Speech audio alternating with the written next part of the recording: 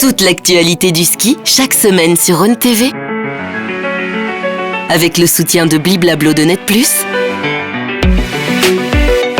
Ski Valais et les banques Raiffeisen du Valais roman.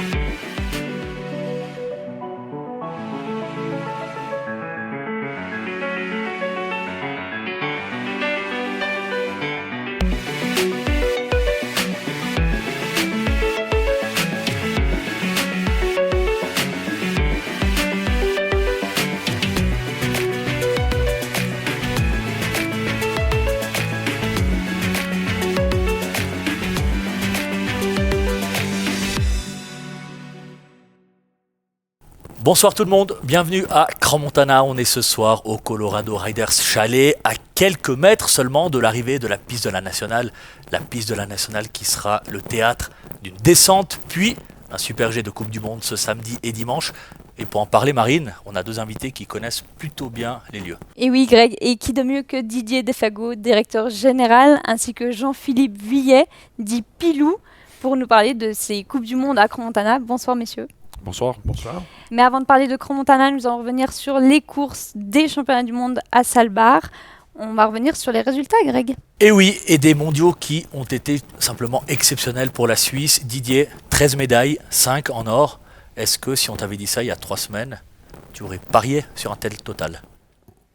Bon, peut-être parier pas, mais je pense qu'on aurait signé tous. Maintenant, on sait que ça fait 2 ans qu'on a une équipe suisse quand même qui est... plusieurs années, mais maintenant qui est très homogène sur toutes les disciplines. Ça va très très fort, et puis je pense ce qui est important à relever pour moi, c'est qu'ils ont tenu leur rôle de favori. Et ça c'est quelque chose de très très fort dans un événement comme celui-là. C'est exceptionnel, hein. Ça faisait depuis 1987 à Crans-Montana qu'on n'avait pas eu autant de médailles. Il y en a eu une en plus il y a 40 ans. Est-ce qu'on doit s'habituer à ce genre d'exception, ou bien est-ce qu'il faut faire attention, quoi. C'est exceptionnel. Bon, je pense que c'est exceptionnel. Après, on s'habitue volontiers à un bon résultat. Après, il faut peut-être aussi des fois relativiser quand ça ne va pas comme on veut. Aujourd'hui, l'avantage qu'a l'équipe suisse, c'est qu'ils ont 6-7 athlètes au départ qui sont capables de gagner, capables de jouer le podium. Donc ça fait la différence par rapport à des équipes ou à des années où vous en avez un ou deux qui sont capables de jouer le podium. Et là, ça peut aller beaucoup plus vite quand il y a des erreurs qui se font lors des manches. Pilou, une performance qui t'a particulièrement marqué durant cette quinzaine, qu'elle soit suisse ou pas ? Alors malheureusement, j'ai pu voir très très peu d'images, si ce n'est même quasiment aucune, parce qu'on était très occupés sur la piste. Qu'est-ce qui m'a vraiment impressionné ? Oui, alors j'ai beaucoup aimé la victoire de Camille Rast. Et puis, encore une fois, ce que disait Didier, c'est vrai quoi, que les favoris tiennent leur rang sous une pression forte, comme toujours. C'est ça qui, moi, m'impressionne le plus. Didier, s'il fallait garder une seule image, un coup de cœur. Bon, un coup de cœur, moi je pense qu'il y a Franjo von Allmen, où je pense qu'il il est jeune. Il n'a pas froid aux yeux. C'est peut-être Teddy, lui, c'est peut-être une petite surprise pour moi quand même sur la descente, dans le sens où il gagne quand même Wengen. Tu dis qu'il a un petit peu de pression, il se débrouille très très bien sur le reste de la saison, c'est clair. Mais voilà, il fait une course vraiment juste. Vraiment, il a trouvé chaque courbe, il a pu trouver sa limite. Et ça, je pense que c'est quand même pour un jeune comme ça exceptionnel. Mais justement, comment on l'explique ? On dit tout le temps que la descente, il faut avoir de l'expérience, enfin... Oui, après, voilà, on a des exceptions dans certaines générations. On peut parler d'un Odermatt aussi, comme on a eu des Hirscher ou bien des Mayer dans d'autres nations, des Body Miller. Et ben voilà, je crois que ce qu'il faut relever aussi là derrière, c'est que on a quand même une équipe des Valaisans, avec Loïc, avec Camille, comme il a dit Pilou, mais aussi avec, ça a peut-être moins bien tourné pour eux, ou pas, ils n'ont pas obtenu les attentes qu'ils avaient, avec Justin, Daniel et puis Luca. Donc voilà, ça montre vraiment le bassin qu'il y a, la possibilité qu'il y a aujourd'hui d'aller grapper les médailles. Et puis c'est juste fantastique, quoi. La première semaine dédiée à la vitesse, les mondiaux se sont mis en mode technique et tout avait parfaitement commencé pour la Suisse. Au lendemain de la médaille d'argent de Laragout Berami et Wendy Holdener, les hommes ont signé un magistral tripié sur le combiné masculin grâce à Meillard von Almen, Monet, Neff, Rocha et Rogantin. Didier, on savait l'équipe de Suisse forte, c'est vraiment la nation qui domine sur cette Coupe du Monde. Oui, bon, je pense que ça fait maintenant 4 ans qu'ils dominent la Coupe du Monde, on va dire, il ne faut pas se le cacher non plus, il faut être fier, je pense. Pardon. C'est quelque chose, encore une fois, aujourd'hui on est dans une dynamique ou une spirale très positive, et je pense qu'il faut, les gars, ils en profitent. Ce qu'il y a de bien aussi, c'est peut-être, vu de l'extérieur, l'état d'esprit. Et chacun, aujourd'hui, sait qu'il est capable de faire ce que l'autre a réalisé. Et ça amène une force, ça amène une cohésion dans l'équipe. On voit aussi si on analyse un petit peu, on a des athlètes qui sont capables de gagner sur certaines conditions de course, de piste, et puis d'autres qui sont capables de gagner sur d'autres conditions.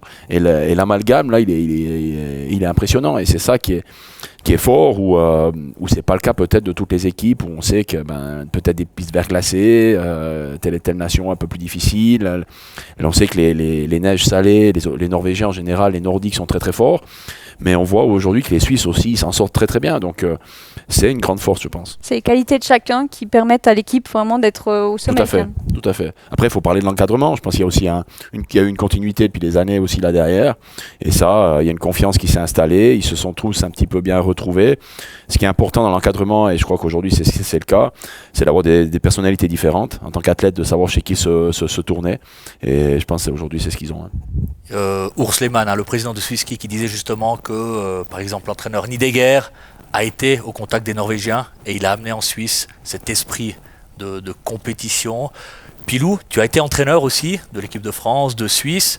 À quel point c'est important cet esprit de vainqueur pour justement être présent à des championnats du monde? Alors, oui, moi j'ai été longtemps entraîneur en France, mais tout est important. Vraiment, tout est important. Et l'encadrement est majeur dans une équipe. Ça veut dire la façon dont il présente les choses, la façon dont il anime le groupe, la façon dont il fait en sorte que le groupe travaille ensemble vers un objectif très ambitieux. Ça peut prendre du temps. Probablement, je n'ai pas l'historique précis, mais je pense que le ski suisse a connu des moments difficiles aussi. Et la stabilité dont parlait Didier, c'est très important. Quand on doit reconstruire une équipe, il faut faire confiance à l'encadrement. Il faut bien le choisir, évidemment, mais il faut lui faire confiance. Il faut savoir que ça peut prendre du temps, mais que quand les choses sont en place, on peut atteindre un résultat comme celui que l'équipe suisse a obtenu à Saalbach. Justement, ça s'est très bien passé pour les Suisses, moins bien pour la France. Un 0 pointé. Qu'est-ce que ça veut dire? Enfin, il y a des blessés qui manquaient à l'appel, évidemment. Ça montre la fragilité d'un succès. Il faut profiter du succès, il faut se remettre en question toujours. Et puis, il peut toujours se produire des aléas dans la vie d'une équipe, pas seulement d'un coureur, mais d'une équipe aussi. Assez souvent, il y a une loi des séries, il y a un blessé, il y a 2 blessés, il y a 3 blessés, et on est dans une spirale moins favorable. Et je crois que c'est ce qu'a un peu vécu l'équipe française, qui était quand même pas mal partie en début de saison et qui finalement revient bredouille. Parlons un peu du géant féminin remporté par Federica Brignone, qui est devenue la plus vieille, entre guillemets, championne du monde. Laragout Berami qui termine très très proche du podium. Elle a annoncé, c'est ses derniers mondiaux. Didier, en tant que directeur général des championnats du monde aussi de Crans-Montana en 27, c'est un regret qu'elle ne soit pas là. Ça reste une des meilleures skieuses que la Suisse ait connue. Oui, bon, Lara, elle a sa personnalité, c'est clair. Maintenant, c'est une décision qu'on doit respecter. Je pense que dans la carrière, dans la vie d'une athlète ou d'un athlète, elle l'a dit aussi, ça a été mon cas, ça a été le cas aussi d'autres athlètes, on arrête en bonne santé. Et je crois qu'on sait pertinemment que le sport de haut niveau, c'est pas forcément bon non plus c'est bon de faire du sport, mais le sport à très haut niveau, c'est pas forcément bon pour le corps. Et donc voilà, je respecte, elle a vécu beaucoup de choses. Je pensais qu'elle avait, le fait d'annoncer ça en début de championnat du monde, ça allait un petit peu la libérer. Et puis, alors je sais pas si ça a été difficile à savoir, si ça lui a mis un petit peu plus de pression pour essayer de ramener une breloque, ou si ça l'a trop, justement trop relâché, et puis il dit maintenant, j'ai annoncé ma suite de carrière, je peux faire comme je veux. Mais non, je respecte, j'espère juste que Lara sera présente sur les 2 semaines, au moins un jour, et ça me fera un plaisir de pouvoir l'inviter et de pouvoir la croiser ici à Crans-Montana. Après voilà, ça dépend, c'est une dame, hein. Vie de famille, les objectifs sont peut-être différents, il y en a qui restent dans le milieu, il y en a qui restent pas, donc à voir, mais on peut lui souhaiter que tout de bon déjà pour les Jeux Olympiques l'année prochaine, et puis pour la suite de sa vie privée et professionnelle. Du côté masculin, on attendait Marco Dormat, mais aussi Loïc Meillard. Finalement, Marco finit au pied du podium, 4e. C'était une surprise pour vous ou pas? Marco ou Loïc? Marco, c'était le gros favori. Marco, c'était le gros favori. Il en a fait son objectif aussi. C'est clair. Maintenant, Loïc a suivi son petit bonhomme de chemin, j'ai envie de dire. Il est resté focus. Et je crois que c'est tout à son honneur. Et puis le résultat, il est là. Sans dire que Marco ne l'a pas fait, c'est pas ça.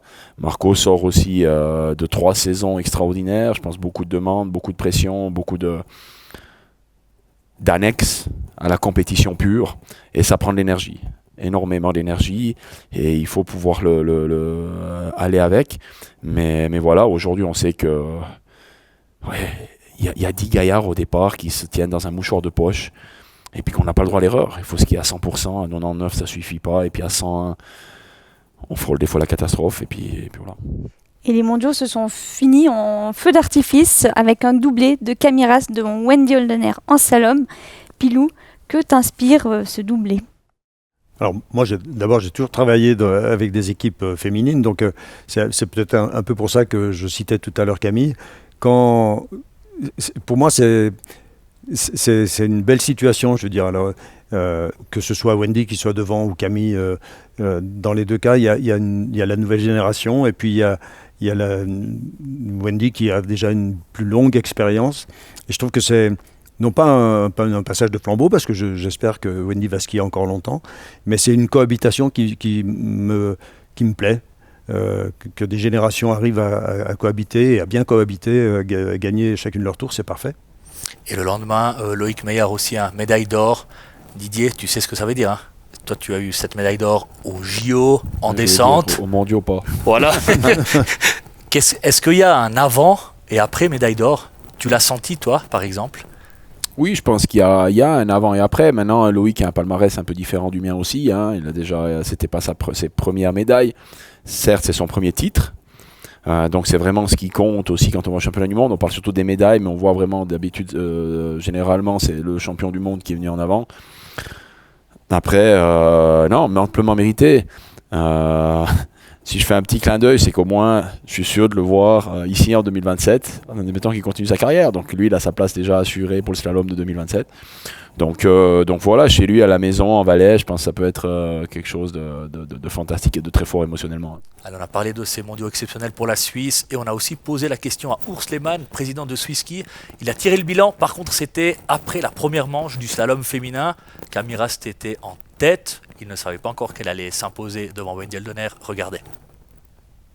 Oui, alors on est avec le président de Swiss Ski, Urs Lehmann. La première manche du slalom féminin est terminée, Camille Rast est en tête. Urs Lehmann, si on revient sur ces 15 jours, le bilan pour la Suisse est déjà exceptionnel. Oui, je pense qu'on a passé des journées magnifiques, ayant 10 médailles avant les 2 slaloms, puis maintenant Camille en pole position. C'est quelque chose d'extraordinaire. Et puis là, laisse-moi commencer avec les hommes. Là, on n'a jamais eu 8 médailles dans l'histoire du ski. Alors, l'équipe a pu écrire l'histoire, et puis c'est incroyable. Et puis aussi, les nouveaux formats avec le team event, ayant 6 garçons suisses sur le podium, c'est quelque chose d'extraordinaire. Et puis les émotions, c'était grand. Et puis non, c'est top. C'est le top du top. Comment est-ce que vous expliquez ce succès de l'équipe de Suisse? Ça se construit depuis des années. Oui, il n'y a pas de secret, hein. Et puis c'est pas par hasard qu'on est là où on est. C'était du travail dur pendant des années. Et puis là, maintenant, je parle des entraîneurs, du staff. On a réussi de mettre les bonnes personnes sur le bon poste. Et puis c'est tout qui joue très bien ensemble. encore une fois, il n'y a pas de secret, hein, c'est le travail dur, donner du temps, donner des perspectives, et puis voilà, on y est. Urs Lehmann, il y a quelque chose qui est assez marquant dans cette équipe de Suisse, c'est l'ambiance. L'ambiance qui est assez folle. On voit ces gamins, ces hommes qui sont tellement heureux. Comment on explique ça également ? Bon, là, il y a plusieurs hypothèses, si on veut. Un, c'est vraiment Marco comme la grande vedette, mais très intègre à l'équipe, il tire l'équipe, etc.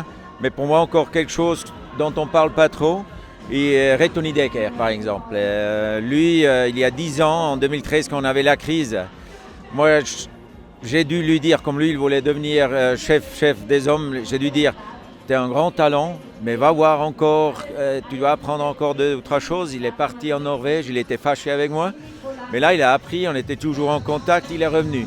Et puis, il est techniquement super, mais ce que j'adore, moi, je pense qu'il a aussi un peu ramené cet esprit des Norvégiens dont on avait parlé pendant 10 ou 20 ans avant. Et puis voilà, maintenant, je pense que c'est nous qui avons cet esprit aussi comme les Norvégiens, mais mieux. Petit bémol toutefois, chez les dames, la vitesse, ça s'est un petit peu moins bien passé. On avait l'habitude d'avoir des médailles depuis plusieurs championnats du monde. Là, c'est un petit peu plus compliqué chez les dames. Il y a encore du travail à faire. C'est vrai, il y a du travail, mais j'aimerais quand même dire, si on voit le classement des nations, chez les dames, la Suisse est la numéro 1. Mais on a aussi vu ici, bon, on peut faire de belles médailles encore aujourd'hui, mais on voit bien maintenant le change de génération. Il y a Lara, ces derniers mondiaux, et puis d'autres aussi qui vont être à la retraite en 2027. On sait bien, il faut préparer ce changement, et puis aussi essayer encore d'un peu plus large en totalité, comme les garçons. Et puis on sait qu'on a du travail, mais encore une fois, hein, on est quand même la nation numéro 1 aussi chez les femmes. Hein. Vous avez parlé de 2027, les prochains championnats du monde, c'est à Crans-Montana. On a fait venir nos gens de l'organisation et puis on a dit, regardez ici, c'est top, c'est magnifique ce qu'ils font. Alors on va prendre le meilleur de tout ça et puis vous pouvez être rassurés que nous, on va tout faire pour faire une très très grande fête. Et puis là, en 27, et puis je sais, avant tout, les Valaisans sont très enthousiastes. Puis là, je suis sûr qu'on va avoir une très très belle fête dans 2020. On a déjà de la Coupe du Monde la semaine prochaine. Là aussi, ça s'annonce un spectacle incroyable avec les héros de Saalbach qui sont en Suisse à la maison. Eh bien, ouais, ça aussi. Cran, on n'avait plus les garçons depuis quelques années. 2012.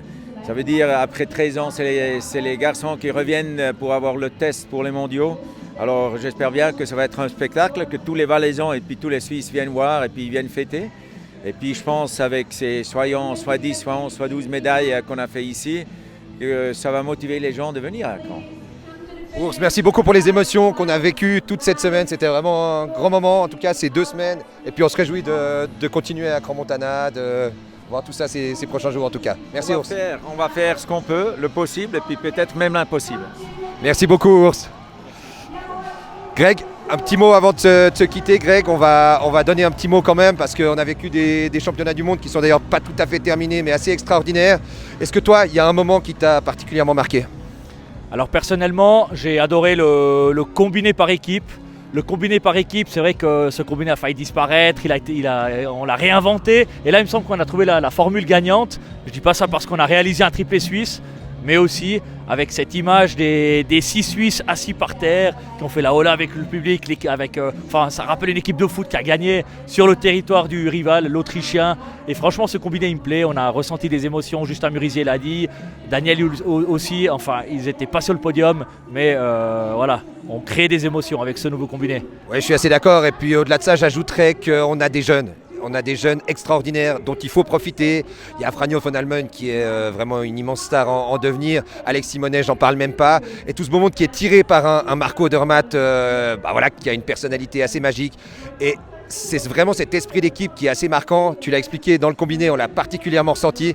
Mais les émotions étaient fortes. Il y avait beaucoup de monde, beaucoup de supporters suisses ici. Il y en avait énormément. On a aussi vécu beaucoup d'émotions à ce niveau-là. Et je pense que c'était un moment très fort et ça peut que bien se passer, en tout cas à ce niveau-là à Crans-Montana dans 2 ans. J'allais dire justement, c'est réjouissant en vue de Crans-Montana. À Crans-Montana justement, pendant que les Suisses fêtaient leur médaille ici, en Coupe d'Europe, Il y a eu un sextuplé, il y a eu une victoire de Christophe Torrent. Donc l'équipe est déjà très très performante en Coupe du Monde, au Championnat du Monde, mais derrière ça pousse. Et ça présage des jours incroyables. Ouais, en tout cas, sur le plan sportif, ça présage des jours incroyables. Il y a pas mal de défis encore sur le plan de l'organisation à relever, mais ça, on vous laisse évidemment en parler en plateau. Et depuis cette interview, donc, la Suisse qui a rajouté 3 nouvelles médailles à son bilan exceptionnel. Cette fois, les championnats du monde de Salbar sont terminés. Place à la Coupe du Monde à Crans-Montana. On en parle tout de suite dans la grosse actu.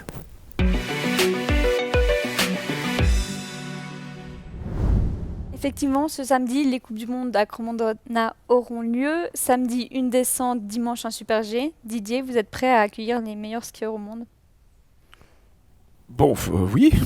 Non, oui, je crois que. On sera prêt. En tout cas, non, psychologiquement, et puis toute l'équipe qui est là, on sent vraiment une émulation, on sent une motivation. Voilà, on est dans le dernier chose finale où on règle les détails, où il n'y a pas de problème avec des solutions. Donc voilà, mais on sera prêt pour samedi, ça c'est clair.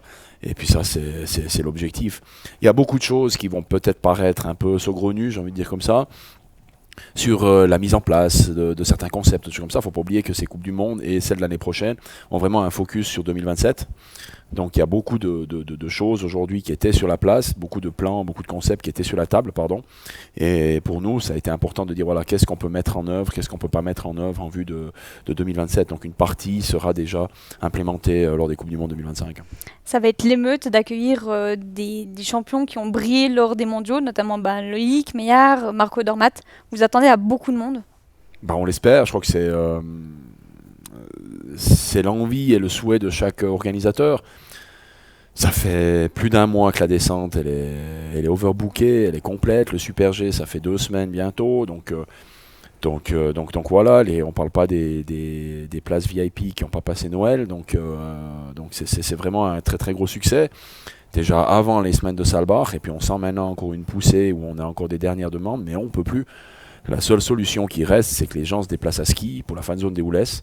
Et ça, c'est la dernière option aujourd'hui pour les téléspectateurs, pour que les spectateurs puissent voir la course. Il y aura un écran géant en plus sur place et tout. Donc on essaye de satisfaire tout le monde, mais ce sera compliqué. La capacité des spectateurs a doublé, c'est ça, par rapport aux épreuves féminines. Tu arrives un peu à expliquer comment vous avez réaménagé cette zone d'arrivée? Bon, on a déjà fait 2 tribunes, deux tribunes de chacune, environ 2700 à 2800 personnes. On a prévu aussi une petite tribune en entrée au milieu du mur d'arrivée, entre les 2 pistes, entre la Mont-Lachaud et la Nationale, où on accueillera entre 800 et 1000 personnes. Et puis après, comme je l'ai dit avant, ces fameux fan zones ou l'Est qui demandent un accès juste avec un abonnement de ski. Et puis on s'est dit pourquoi pas, ça c'est vraiment une vision justement 2027, déjà travailler sur Icor, l'endroit sur lequel il y a déjà un écran géant pour les remises d'ossard, pour les résultats, de pourquoi pas diffuser déjà la course la journée et puis d'animer déjà un petit peu cette place pour les gens qui passent, pour les gens qui ont peut-être pas envie de passer un bon moment s'il y a le soleil qui est là, s'il fait beau et puis que c'est agréable. Donc si on n'a pas de billet, on peut venir là, place d'Icor, on place peut regarder la si vous n'avez course pas en de billet, direct. voilà, vous allez regarder la course en direct.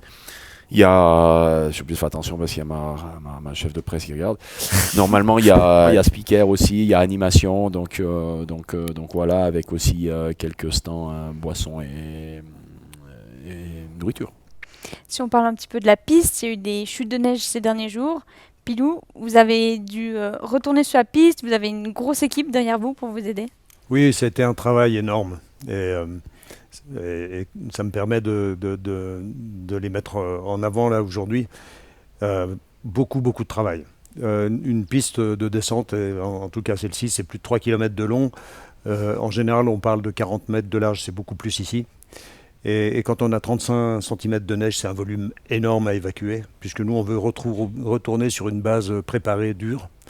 C'est ce qu'on doit proposer aux athlètes. Et il y a eu un travail énorme de repréparation de la piste qui était prête jusque-là. Justement, concrètement, pour les gens qui ne savent pas. Très concrètement, c'est un peu saugrenu, c'est le mot utilisé, mais on doit enlever la neige qui vient de tomber sur celle qui était là auparavant et qu'on avait déjà préparée. Et donc c'est un travail d'évacuation de neige nouvelle, de neige fraîche, qu'on met sur des endroits où ensuite on peut la retrouver pour la la redonner au domaine skiable.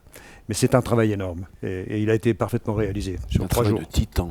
Un travail de titan. Titanesque. Titanesque, magnifique. Ouais. Vous avez eu la Coupe d'Europe aussi la semaine passée. Ça vous a aidé vraiment.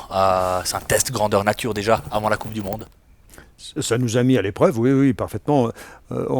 C'était pas seulement, je veux dire, on prenait pas la Coupe d'Europe comme une mise en bouche comme ça. Hein. On avait à cœur de réussir, ça a été le cas.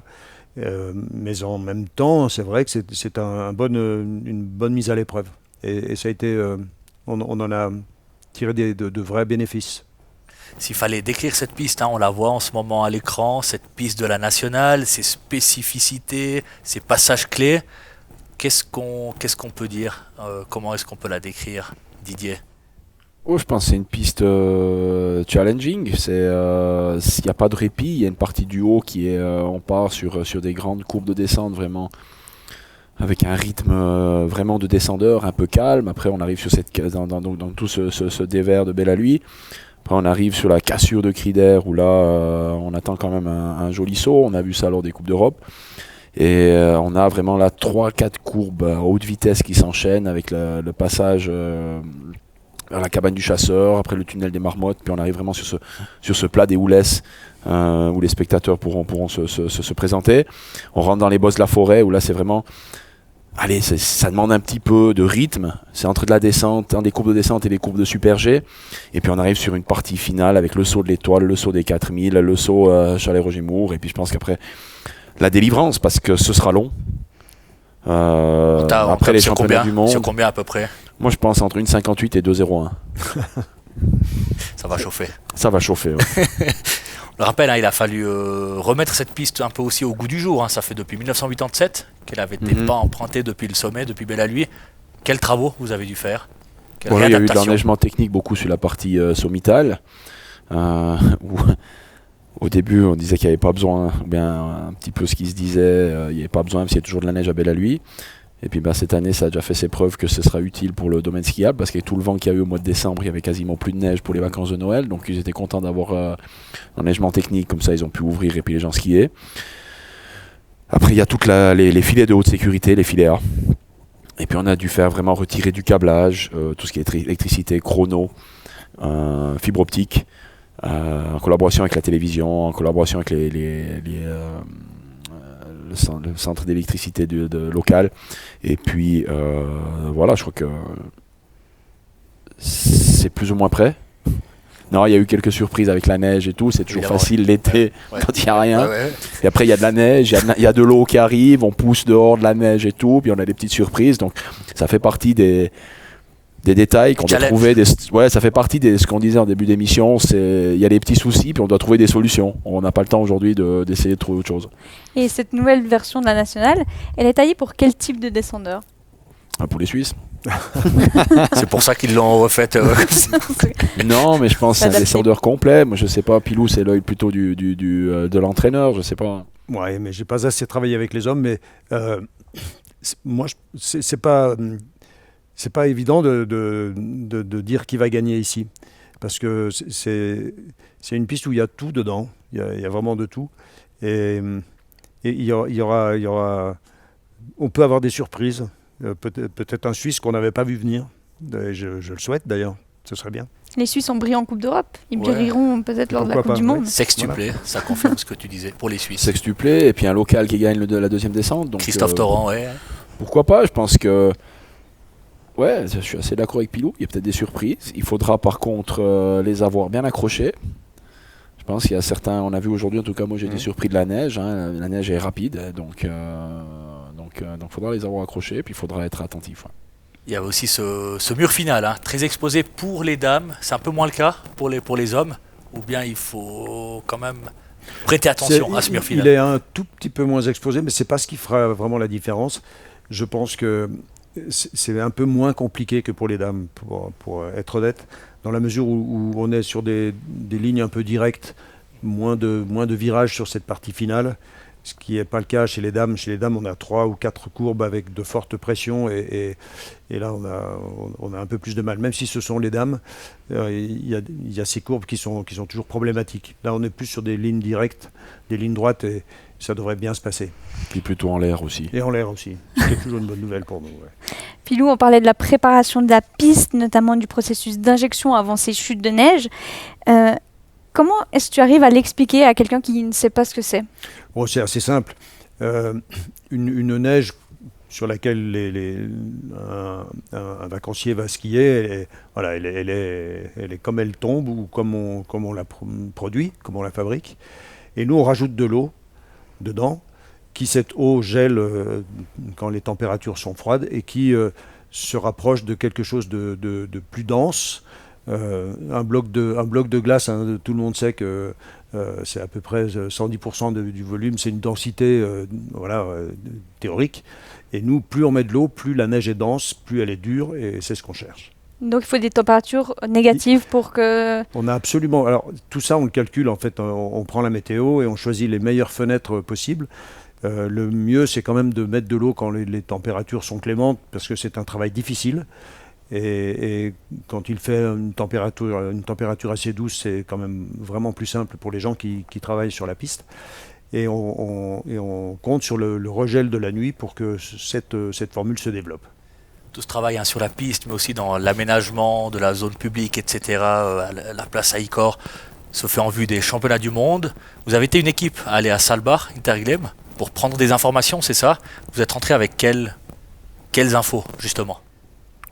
Bon, c'est vrai que Svalbard tombait entre guillemets mal, ou Grand Montana tombe mal, ça dépend de quel côté on se voit. Mais parce qu'on est vraiment, on a été un petit peu sur le début, chaque personne de son secteur qui a été, son service qui a été à Svalbard, c'était en charge de regarder vraiment comment ça se passait là-bas. On fera le débriefing, je vous le cache pas vraiment, après les Coupes du Monde, ça permettra aussi de voir un petit peu avec ici.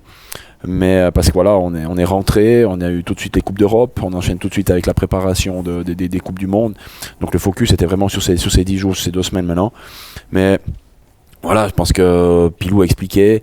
On l'a vu aussi avec ces chutes de neige lors de la fin de la semaine passée. Voilà, on a vu aussi à Svalbard, il y a eu un peu de pluie, un peu de neige. Sitôt qu'on a une base de 60-70 cm qui est homogène, qui est dure, entre guillemets, puis vous arrivez à la météo que vous voulez. Et puis la course, elle a lieu, elle reste, ça c'est bien. Parfait, ça c'était un point que j'ai vu. Puis après, il y a les organisations. Je pense qu'on est un peu dans la même configuration dans tout le côté mobilité où Svalbard était assez étriqué. Hein. Nous, on a un petit peu la même chose avec cette situation des barzettes. Maintenant, on n'a qu'une seule arrivée aussi. Avec 2 pistes. Voilà. Et puis il ne faut pas oublier que c'est un peu la complexité du ski alpin, c'est la complexité des championnats du monde. On a été aussi à Courchevel-Méribel en 2023, on a fait le débriefing aussi avec eux des championnats du monde. Il y a deux éléments essentiels. Le premier, c'est que chaque endroit, chaque organisateur est géographiquement différent. Ça, c'est la première chose pour les multitudes de choses. Hein. On peut parler du redout, on peut parler de la mobilité, on peut parler de l'hébergement, on peut parler vraiment de tout. Et deuxième point, parce qu'on l'a vécu aussi un petit peu à Svalbard, et puis surtout à Courchevel-Méribel, c'est la météo. Pour moi, le succès de ces 2 semaines, c'est 65-70% de la réussite de l'événement. Et c'est un des points qu'on ne peut pas influencer aujourd'hui, en tout cas. On a parlé de la capacité d'accueil au stade, qui a évolué ces dernières années. Est-ce qu'il y a encore une marge de progression pour ces mondiaux, un objectif ? Je vais dire qu'on y travaille. Non, mais c'est l'objectif d'avoir une marge de progression. Après, il y a un élément essentiel sur lequel on a travaillé aussi. C'est tout l'aspect sécurité des spectateurs. Parce qu'accueillir du monde, c'est une chose.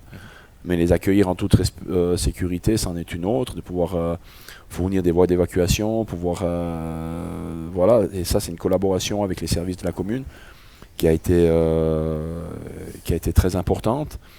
Je remercie aussi là, je profite du clin d'œil de Yves Mita qui a l'expérience de l'Omega Open Masters, donc qui nous a beaucoup aidé là-dessus. Et c'est un petit peu aujourd'hui les solutions qu'on doit trouver pour les championnats du monde pour pouvoir accueillir plus de monde. On parle de ce stade d'arrivée, notamment des oppositions.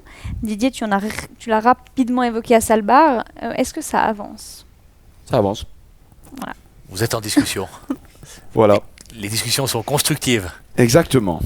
Non, les conditions sont constructives. Après, c'est pas l'organisation qui a le lead là-dessus. Ouais. Donc nous, on suit quand même un petit peu. C'est un dossier quand même qui est important pour nous. Mais voilà. Enfin, pour nous, pour l'organisation, pour aussi. Il y a un point pour moi qui est essentiel, c'est qu'on parle souvent de l'image de Crans-Montana, on passe ouais, puis le Valais, machin, et c'est ça. Mais on oublie l'image de la Suisse que ça donnera à ces championnats du monde. Parce que c'est 80 pays. C'est 500 athlètes et je pense que ça va au-delà de juste une région et de l'image d'une région qu'on va donner. Donc là, on a vraiment un impact national et international qui sera très très fort. Et puis ça dépend aussi de ce qu'on va pouvoir fournir comme infrastructure à cet événement. Allez, du stade d'arrivée, on passe aux réseaux sociaux. Mais d'abord, place à une page de pub.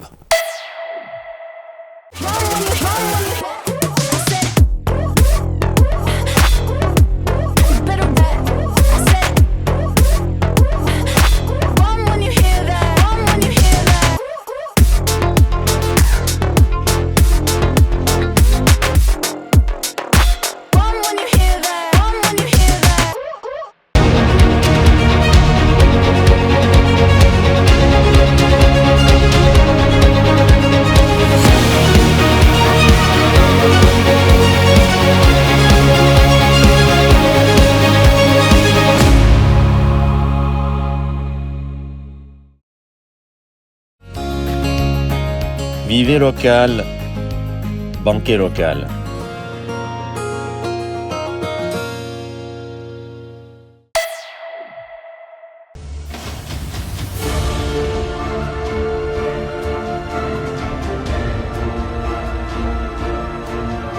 Et oui, sur les réseaux sociaux, on a vu sur le compte de Swisski ces images après le triomphe de Loïc Meillard qui a donc offert la 13e et dernière médaille pour la Suisse dimanche. Et on a vu aussi cette vidéo sur le compte de Mallory Blanc, ambassadrice des championnats du monde 2027. Des médailles qui tombent du ciel sur la piste et le domaine skiable. Regardez. Non mais regarde-moi cette... What? C'est quoi ça? Une médaille? Oh, regarde, il y en a une autre là. Mais c'est les médailles des championnats du monde. Dans 2 ans, c'est les mondiaux à Crans-Montana. Et Crans-Montana, justement, on le rappelle, qui accueille la Coupe du Monde le week-end prochain. Didier, vivre une Coupe du Monde à la maison, c'est particulier. Alors en tant qu'organisateur, c'est particulier aussi. C'était mieux en tant que coureur. Ouais, je sais pas. Non, disons que la nervosité, la tension, elle est différente. Hein. Mais oui, de vivre quelque chose à la maison, il y a tout l'aspect performance qui reste, hein, c'est clair. Faut pas mettre ça de côté. Mais on a à cœur, et puis là, je pense peut-être surtout aux Valaisans, on a à cœur de montrer à ses proches, à ses fans qui n'ont peut-être pas fait le déplacement le reste de la saison et qui là sont juste à côté, de montrer de quoi on est capable, que nous on a envie de jouer, on a envie de jouer avec les meilleurs, et c'est quand même des émotions très particulières et puis très spéciales. C'est des choses que de course en course on vit des émotions très différentes, même en tant qu'athlète. C'est des émotions que tu as vécues lors des courses à Crans-Montana en 2012. C'est vraiment différent d'une autre course, même en Suisse allemande par exemple. Oui, c'est différent, ça doit rester authentique, ça doit rester à l'image de Crans-Montana, à l'image du Valais. Là je reviens, là, on doit montrer l'image vraiment de ça, mais avec une retombée beaucoup plus internationale. Mais on doit créer ou bien animer quelque chose au goût du jour, les tendances d'aujourd'hui, et puis avec ce qui se fait de mieux dans la région, quoi. Ça sert à rien d'aller non plus de chercher de A à Z. Après il y a des choses peut-être au championnat du monde sur lesquelles on ne doit pas se rater non plus, mais pour les Coupes du Monde on doit essayer d'avoir une certaine authenticité qui est pour moi primordiale. Pilou, tu es responsable des épreuves. Est-ce que tu peux nous expliquer justement en quoi consiste ce rôle, cette fonction? Avant de vous expliquer mon rôle et mes fonctions ici, je veux juste ajouter quelque chose sur la question qui est précédente. Là, c'est qu'on peut aussi compter sur le public valaisan. Moi, j'ai vu du public dans le monde entier, et le public valaisan est festif et célèbre beaucoup, et j'ai toujours vu une ambiance assez impressionnante ici sur la piste de Mont-Lachaud à l'arrivée. Et on peut compter sur le public valaisan, il est incroyable. Il répondra présent, il sera là. Oui, il sera ici et il sera bruyant, j'en suis sûr. Non, mon rôle sur la piste, moi je suis donc le directeur d'épreuve, et donc pour toute la période de préparation qu'on est en train de terminer là maintenant. Moi, je supervise un peu, j'apporte mon expérience et j'aide autant que je peux. Avec un staff quand même qui est là et qui est présent et qui est très performant ici. Et puis pendant la compétition, là je suis plus le lien entre la FIS, qui vient d'arriver d'ailleurs aujourd'hui, et tout notre staff. C'est moi qui transmets un peu les questions, les problèmes, les demandes de la FIS et qui fait en sorte donc que tout se passe dans les règles de l'art pour l'organisation d'une Coupe du Monde. Tu l'as dit, hein, tu es venu ici sur la piste du Mont-Lachaud avec les dames, avec les équipes féminines de Coupe du Monde. De manière plus globale, dans ta carrière, est-ce qu'il y a un moment qui t'a marqué ? Un succès avec une athlète ? Je pense qu'il y en a plusieurs. Il y en a plusieurs et ça m'ennuie un petit peu. Je pourrais parler plusieurs heures là-dessus. Non, des bons et des mauvais moments. Alors, les mauvais moments sont, pour certains que j'ai vécu, tout à fait dramatiques. C'est le monde du ski. Mais pour les bons moments, j'ai envie de dire que ce n'est pas forcément les victoires. Il y a de très bons moments avec des jeunes femmes, puisque moi j'ai travaillé toujours avec les dames, qui sont simplement que quelqu'un a atteint quelque chose qu'il n'espérait même pas en rêve. Et ce n'est pas forcément une victoire. Une victoire, c'est toujours un petit plus quand même, mais il n'y a pas que ça. C'est la progression d'une athlète, de voir son chemin, l'accompagnement, c'est ça. Et je pense que c'est mon avis, pour être un bon coach, il faut aimer beaucoup la victoire, mais aussi savoir reconnaître une grosse performance, même si ça n'est pas une victoire. Puis tu es devenu responsable des épreuves de vitesse à la Fédération internationale de ski. Tu es donc souvent déjà venu à Crans-Montana. Enfin, c'est comme à la maison presque. Oui. Alors je dois dire, j'ai connu une énorme progression sur Crans-Montana. C'est-à-dire que les premières années, quand on arrivait à Crans-Montana, c'était des années difficiles, il fallait travailler beaucoup, mais on avait du mal à réussir. On réussit toujours, mais on avait du mal. Et l'organisation a beaucoup progressé jusqu'à devenir une organisation que moi, au sein de l'organisation de la FIS, avec mes collègues, je montre un exemple. C'est des conditions très difficiles sur Mont-Lachaud avec le soleil dont on parlait tout à l'heure et une exposition sud terrible. Et c'était très bien maîtrisé par l'organisation ici à Crans-Montana. Justement, qu'est-ce qui fait la force aujourd'hui du comité de Crans-Montana, toi qui as vu passablement de pistes, d'organisateurs? Alors la force du comité, d'abord c'est que c'est un nouveau comité et que d'emblée comme ça, il a compris qu'il fallait se donner à 101%. Peut-être que 102 c'est trop, des fois même pour un organisateur, mais il faut être totalement dédié à sa tâche et c'est le cas ici. Didier, on imagine l'importance de pouvoir compter sur une personne comme Pilou. Oui, justement, alors c'est ce qu'il disait, il amène sa petite aide, moi je crois qu'il amène une grande aide, une certaine stabilité aussi dans l'équipe. Et puis ce qui est important, je pense à mentionner, c'est que derrière il y a quand même une très très grosse équipe. On est là, nous deux devant vous aujourd'hui, mais on a encore des gens qui travaillent sur la piste, qui font encore 2-3 choses ce soir encore, et je crois que chacun a le même objectif, c'est de faire du mieux qu'il peut, d'essayer d'amener quelque chose de parfait, c'est compliqué, mais le mieux possible, que tout le monde soit satisfait. Mais voilà, on a une très très grosse équipe, très motivée. Comme disait Pilou, des fois peut-être un petit peu trop, mais c'est mieux ça que l'inverse. Et je crois qu'on a la chance aussi d'avoir un soutien, que ce soit de la protection civile, que ce soit aussi de l'armée. Et je crois qu'ils s'intègrent aussi relativement bien. C'est toujours aussi une étape un peu spéciale pour eux ici à Crans-Montana ou en Suisse. Mais je crois que s'il faut relever, c'est qu'on n'est pas tout seul, on a une équipe derrière, sur qui on peut s'appuyer. Et ça, c'est la beauté aussi de cet événement. L'année dernière, c'était des courses féminines. Cette année, des courses masculines. L'année prochaine, c'est un mixte, c'est ça ? C'est ça. Sur le même week-end. Alors, je précise bien, parce que je ne sais pas comment c'est parti, mais c'est sur le même week-end. C'est pas sur 2 week-ends, comme beaucoup de monde croit. C'est vraiment le même week-end. Donc aujourd'hui, ce sera entre 3 et 4 courses, du jeudi au dimanche ou du vendredi au dimanche. Mais c'est pas un week-end et un week-end. C'est vraiment la même semaine. Un concentré. Et puis les dates, c'est fin janvier, début février, avant les Jeux Olympiques. Tu as noté déjà la date? J'ai mis dans l'agenda. C'est réservé. Parfait. Mais d'abord, place aux hommes, avec les entraînements dès ce jeudi. Merci Didier, merci Pilou d'avoir échangé autour de ces mondiaux et des courses à venir. On se réjouit de vivre ces courses, notamment vous à la maison, mais on se réjouit de vous voir à Crans-Montana. D'ailleurs, les vainqueurs de notre concours ont gagné leur place pour la descente de samedi. samedi. On diffuse la vidéo des 2 jeunes athlètes de ski valet du team Anivier. Regardez ça en fin d'émission.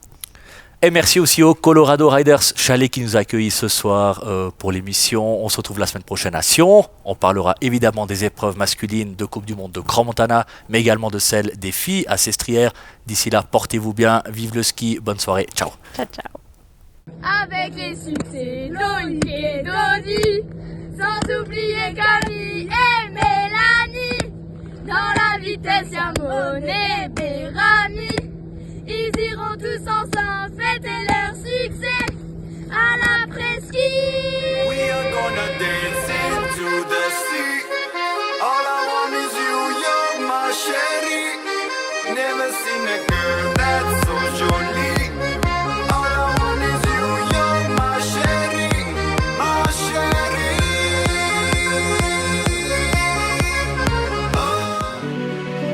Toute l'actualité du ski, chaque semaine sur Rhône TV. Avec le soutien de Bliblablo de Net+, Ski Valais et les banques Raiffeisen du Valais roman.